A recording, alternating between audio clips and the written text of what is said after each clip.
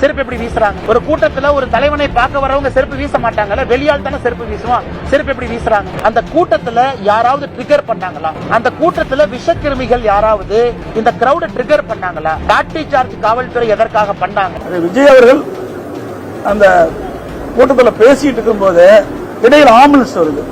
அப்போ